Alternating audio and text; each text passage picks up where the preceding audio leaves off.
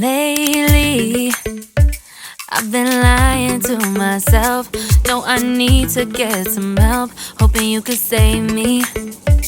A adolescência é um momento muito especial da vida de cada um de nós. O jornalista Denison Ventura nos diz que a adolescência é um momento de descobertas. É um momento no qual a gente aspira mais conhecer o mundo, adentrar aos mistérios da vida. É um momento no qual você descobre os afetos. Você se descobre como pessoa capaz de sentir, capaz de ser afetuoso, capaz de amar, capaz de viver intensamente. Denison Ventura nos fala sobre este seu período, a adolescência, o momento no qual, vivendo no sul do estado da Bahia, ele começou a se afirmar, a estabelecer os valores que seguiria e as regras de comportamento que gostaria de adotar. É muito importante o depoimento do jornalista Denison Ventura neste vídeo. Vamos acompanhá-lo. Eu lembro sim. Eu tive uma época, eu não vou conscientemente dizer você se foi a primeira dor de dente que eu tive, tá? E foi horrível. Eu fiquei 2 dias, eu fui ao dentista, não resolveu, e doía muito. Eu fiquei 2 dias internado no hospital da cidade, para ver o que era aquela dor que não passava, porque era no dente e dava anestesia e a dor continuava, né? Então, filho único sabe como é. Quando tem uma coisa, mãe enlouquecia. Foi a única vez que eu tive uma enfermidade que fiquei fora de casa, assim. Eu devia ter seus... Eu lembro como hoje, inclusive, que tinha uma vizinha em frente, e eu estava no primeiro quarto, certo? Vizinho na segunda sala, e ela estava botando uma música muito alta nesse dia. Eu era muito pequeno e eu acho que eu tenho um pouco de autismo, porque eu não sou muito tolerável à zoada às vezes, entendeu? Me incomoda. E aí, nesse dia, eu lembro que eu quase enlouqueci, né? E aí, manhã foi pedir a ela que baixasse um pouco a música, porque eu estava com a dor, não sabia o que era, e daí eu fui internado, porque estava muito forte realmente. Aí eu fiquei 2 dias, mas era o dente mesmo, manhã. Ela dava a última palavra, mas de certa maneira, para eu contribuía muito. Agora, sim, ele não era de contestar. Eu já os vi discutir muito mais forte, ok? E ele gostava disso, porque ele foi criado, digamos, de maneira mais, como é que eu diria? Menos dificultosa, certo? Então ele não gostava de perder tempo, entendeu? Se alguém quisesse discutir com ele, ele era muito, muito educado. Ele pedia licença e saía. Ele não gostava de perder tempo. Eu tinha respeito aos dois. Ela era mais estourada. E eu também que, com o olhar dele, ele bastava me olhar. E aquele olhar, às vezes, de decepção, eu não gostava. Entendeu? Então, eu era muito... E aí tem uma coisa interessante, sabe, Jorge? Com 14, 15, eu acho que a gente começa a perceber o que é de fato. Então, nesse período de 14, 15 anos, por não poder, eu fui ensinado para falar. E aí, de repente, quando eu descubro que talvez eu seja gay, numa época complicada, eu não podia dizer que era gay. Então, eu tive muitos confrontos com eles nessa época, tá? Eram confrontos, tipo assim, por favor, desliga o interruptor. Ah, porque eu vou desligar? Interruptor. Ah, não sei o quê. E aí ela falava assim, Cacho, não grite comigo. Mãe era muito... Cacho, não grite comigo. Olha como ela era bonita.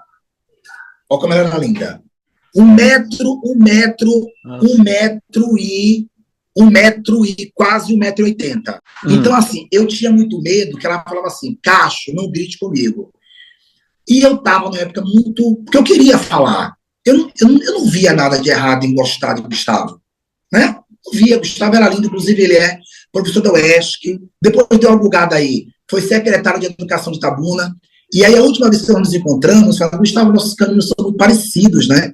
Porque eu fui diretor de educação em Aracaju, você secretário de educação em Itabuna, né? Eu professor, ele ainda é professor da UESC, ele é economista, mestrado, doutorado, inteligentíssimo. E filho único também. Filho único também. Então, eu queria falar aquilo. Eu não podia falar minha mãe e meu pai se eu falava tudo, né? E aí eu tinha medo de falar o que eles sempre me disseram para fazer, que era falar e ser repreendido. Então foi uma época de muitos conflitos, assim. Só fomos falar abertamente disso com minha mãe aos 28, abertamente, e com meu pai nunca. Mas ele já sabia desde sempre. Elegante, nobre, diria que alma de príncipe mesmo. Olhar de príncipe, até a degustação dele era sem pressa, o pegar do garfo, o arriar do copo, o silêncio. Quando eu penso meu pai como um príncipe mesmo. Assim, é uma coisa muito patente. Assim, eu nunca vi meu pai falar mal de ninguém. Falar assim, Jorge não presta. Não. Falava, meu pai, o que foi que teve aqui com Jorge? Falou, nada, meu filho, não teve nada. Entendeu? Agora, ele sempre era muito dicotômico. Ele seguia o caminho, estava acabado e não dava comentário. Ou dizia, olha, por gentileza, não façam mais isso. Tudo bem? Não dá mais, foi rompido. Ele era muito assim. Minha mãe, uma mulher humana, fantástica, linda por fora, linda por dentro, uma mulher à frente do tempo, apesar de naquela época não se falar sobre isso. Negra, né? No poder público, já falando sobre educação, sobre igualdade, sobre direito gay, mesmo tendo filho com quem ela nunca conversou até ser adulto, mas ela defende os outros, ai de quem mexesse no amigo gay, que ela ia mesmo para a guerra. Uma mulher que lutou pelos objetivos, mudou a própria vida, mas não esqueceu de ser humano. Era uma pessoa espetacularmente maravilhosa. E é amada até hoje na cidade. Todo mundo, quando fala Gilca, lembra com saudade. Interessante, eu não tinha essa diferença, Jorge. Você pode estar até estranho. Porque, assim, minha educação foi bem diferenciada mesmo. Exemplo, eu vi meu pai e minha mãe, eu vi os corpos nus deles desde sempre. Tanto que, para mim, nudez é a coisa mais normal do planeta. Então, pai entrava, não tinha isso de tapar a genitália, ok? Então, meu pai. Ou minha mãe, às vezes, o filho adolescente que entra no quarto, né? E abre e fala, e ela nunca tapou seio ou vagina. Ela, o que é, meu filho? Diga aí. Ô, meu amor, bata a porta. Então, eu não tive esse plantio na minha cabeça. E com base nisso, na hora do aperto, eu sempre falava com os dois. Eu podia ligar até para a manhã logo, porque ela era mais ativa, tá certo? Mas eu falava assim, manhã, fala isso com o pai aí, veja o que é que a gente faz, tá certo? Veja como é. Então, eu não procurava um para o outro. Eu gostava do afeto dos dois mesmo. A vida toda foi assim, foi muito unido mesmo, foi bacana. Eu falo deles com muita saudade, não quero nem falar, senão eu vou chorar.